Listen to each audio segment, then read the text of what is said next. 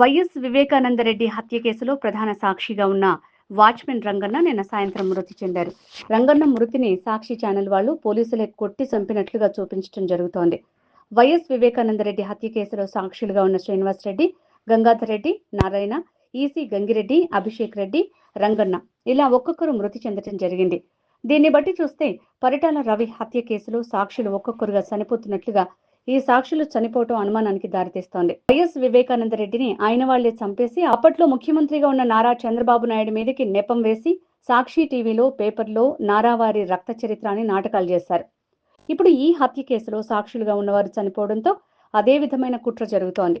ముఖ్యంగా వివేకానంద రెడ్డి కేసు రాష్ట్ర వ్యాప్తంగా కూడా ఎంతో ప్రాధాన్యత సంతరించుకున్న కేసు ఇది.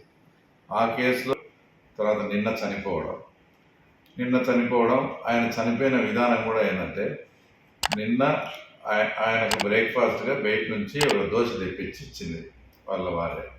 గన్మెన్గా నవీన్ రెడ్డి అనే అతను ఉన్నాడు.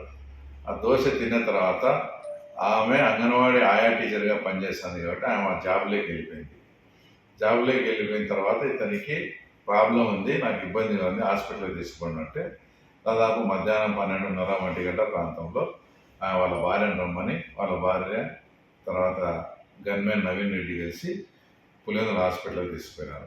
అక్కడి నుంచి వాళ్ళు తర్వాత రిమ్స్కి రెఫర్ చేస్తే అక్కడికి పోయిన తర్వాత సాయంత్రము ఆయన చనిపోవడం జరిగింది. ఈరోజు ఇది ఎంత దారుణమైన విషయం అంటే, ఈరోజు సాక్షి ఛానల్లో ఆయన పోలీసు వాళ్ళు విపరీతంగా కొట్టినారు, పోలీసులు దెబ్బలు తట్టుకోలేక తర్వాత రంగమ్మ భార్య సుశీల స్టేట్మెంట్ ఇచ్చినట్లు సాక్షిలో స్ట్రోలింగ్ అంతా వేస్తాను. ఎందుకు మేము ఇంత ఆందోళన చెందుతున్నాము, మేము ఎందుకు ఇంత తపన పడుతున్నామంటే, ఒకసారి ఆల్రెడీ మేము మోసపోయాం.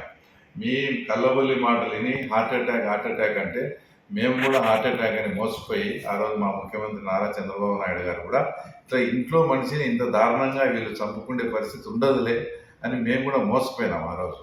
లేదంటే ఆ రోజే సాక్ష్యాలు ట్యాంపరింగ్ చేసేది మా కళ్ళకు మా ఎదురుగా సాక్ష్యాలన్నీ చూసినారు. పులివెందుల ప్రజలు చూస్తానగానే మీరు అక్కడ ఉన్న సాక్ష్యాలంతా అవినాష్ రెడ్డి నాయకత్వంలో మొత్తం ట్యాంపరింగ్ జరిగింది.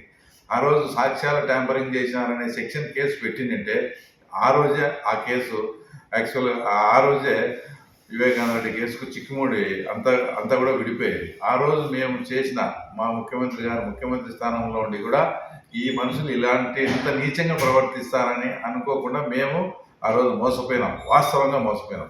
మళ్ళీ ఈరోజు మేము దాని గురించి కానీ న్యాచురల్లే అనే అందరి అభిప్రాయం కూడా న్యాచురల్ డెత్ అనే మేము కూడా అనుకుంటున్నాం ఇప్పటికీ.